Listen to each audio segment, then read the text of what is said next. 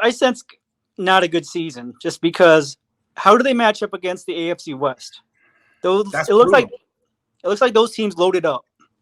I don't think you're going to be able to just run the ball and win against Patrick Mahomes, Justin Herbert. Like, you're going to actually have to throw too. I don't know. It seems very difficult. This is a whole different thing. And the last time the Niners had a really tough schedule, they went 6-10. And also, you got Miami loading up too, and who knows what they may or not do this upcoming season with that matchup. But part of me wishes this team could be a little bit more like how Bill Belichick kind of runs the Patriots, a little bit more, not as family, but a little bit more of a cold business. Because I was talking to Bo Runa one day, and he said that during one of the parades, the championship parades in Boston, Bill Belichick traded a player I think right before or during the parade. Oh, that's brutal. So he was already thinking about the next season and how he's going to try to make it back.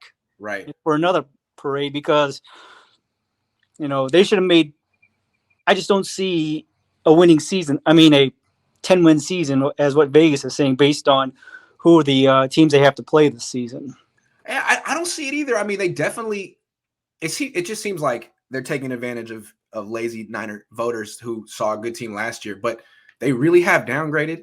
They won't commit to a quarterback. They got worse on the offensive line. Like, that's scary. And their schedule got tougher. Like, this could be a team that it's also built on a bunch of injury-prone players that all stayed healthy last year. What happens if Kittle gets hurt like I expect? What happens if Debo misses time? What happens if Nick Bosa gets – I mean, this team is – I don't know. They're walking a tightrope is what it looks like to me. I'm not ready to make a prediction yet on how many wins they'll have, but wow, I wouldn't pick the over right now. I wouldn't bet that. I would at this current time I wouldn't pick the over either. I would either push or say under. Would be a much safer bet. But to me, would you actually foresee Jimmy being cut when he's officially able to throw? Because I know that the NFLPA would file a grievance against the 49ers if they ever said, hey, we're cutting Jimmy as soon as he gets healthy, because I don't believe the teams can ever do that, even though. No, I don't think so. I think they're going to hold on to Jimmy. I don't think they're going to make their mind up. I don't think they're extremely confident in Trey Lance. They're not acting like it. I mean, they don't trust Jimmy, but they don't trust either quarterback. And so they'll have a quarterback competition. Who knows who? It might be Jimmy who wins. But either way, I think they're going to hold on to Jimmy. I wouldn't be surprised if both quarterbacks end up playing. It's kind of a bleak prediction, but when all of a sudden you lose Laken Tomlinson, you willingly downgrade at two, or your whole plan to save your offensive line is Mike McGlinchey coming back. Mike McGlinchey? No, I'm worried. I mean, Jimmy gets hurt every year anyway. Trey Lance got hurt twice last year. I'm concerned about the health of the quarterbacks this year. I think I don't know. It's a down to talk about in April, but I don't know. The last point I have is how are they going to upgrade and try to find capable starters for the offensive line this year? Are you going to actually bank on Jalen Moore stepping up, which I believe he can, but Aaron Banks are expecting to step up, or they're going to find another right tackle in the draft or off the scrap heap somehow? I don't know if that's or if Justin School can come back. Here's my prediction. They're going to reach for an offensive lineman at 61, kind of like they did last year.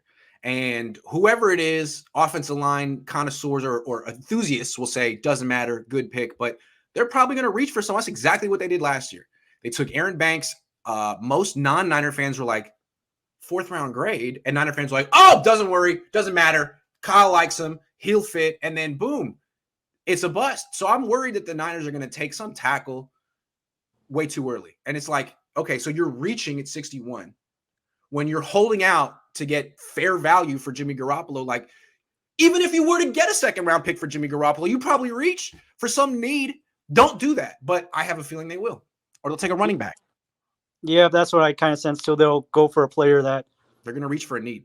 Yeah, exactly. Instead of just choosing whoever the best player is and making them more. And that's what happens when you don't fill your needs in free agency. If you just let 4 or 5 starters walk, well, now you can't take BPA. What if BPA is a wide receiver? What if BPA is an edge rusher? Well, you have to take an offensive lineman. That's your fault. That's too bad. Exactly. So, All right. Thanks, Trent. You have a nice week.